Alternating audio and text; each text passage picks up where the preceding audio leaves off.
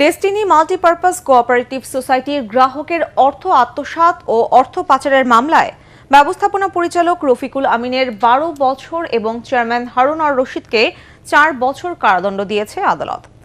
একই সাথে রফিকুল আমিনকে ২০০ কোটি টাকা এবং হারুন আর রশিদকে ৩.৫ কোটি টাকা জরিমানা করা হয়েছে। এছাড়া আরও ৪৪ জনকে বিভিন্ন মেয়াদে কারাদণ্ড দেওয়া হয়েছে। ঢাকার চতুর্থ বিশেষ জজ আদালতের বিচারক শেখ নাজমুল আলম এ আদেশ দেন। রিপোর্ট করছেন মাহমুদুর রহমান। রায় ঘোষণার নির্ধারিত দিনে আলোচিত মামলার অন্যতম প্রধান দুই অভিযুক্ত ডেস্টিনির ব্যবস্থাপনা পরিচালক রফিকুল আমিন ও চেয়ারম্যান হারুন রশিদ সহ ৭ আসামিকে আদালতে হাজির করে পুলিশ। তাদের উপস্থিতিতে বেলা 11:30টায় রায় পড়া শুরু করেন বিচারক শেখ নাজমুল আলম। রায়ের উল্লেখযোগ্য অংশ পড়ে শোনান তিনি।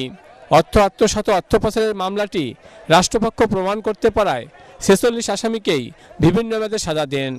এর মধ্যে মামলার প্রধান দুই অভিযুক্ত প্রতিষ্ঠানটির এমডি ও চেয়ারম্যানকে যথাক্রমে ১২ ও ৪ বছরের কারাদণ্ড দেন আদালত।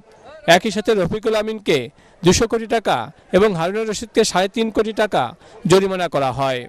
রায় রাষ্ট্রপক্ষ খুশি হলেও অসন্তোষ জানিয়ে এর বিরুদ্ধে আপিলের কথা জানান আসামিপক্ষের আইনজীবীরা। আমরা রায় সংক্ষুব্ধ। আমরা আমাদের ক্লায়েন্টের ইনস্ট্রাকশন পেলে যখন ইনস্ট্রাকশন পাবো আমরা উচ্চ আদালতে এই রায়ের বিরুদ্ধে আমরা যথাযথ প্রতিকার নেব। ডেস্টিনি গ্রুপের স্থাবর অস্থাবর সম্পত্তি বাজেয়াপ্ত করে তা গ্রাহকদের মধ্যে বন্টন করতে সংক্রান্ত কমিটিকে নির্দেশ দেন আদালত। সম্পত্তিগুলোর থেকে তারা অ্যাকুমুলেট করে সেই টাকার যে পরিমাণ হবে সেইগুলোকে যাচাই বাছাই করে কে কতটুকু ইনভেস্ট করেছিল সেইটুকুকে তাদেরকে ডিস্ট্রিবিউট করার জন্য।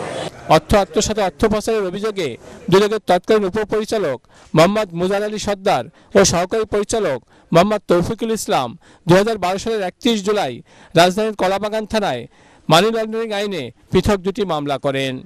২০১৪ সালের ৪ মে আদালতে অভিযোগপত্র দাখিল করেন মুজার আলী সর্দার।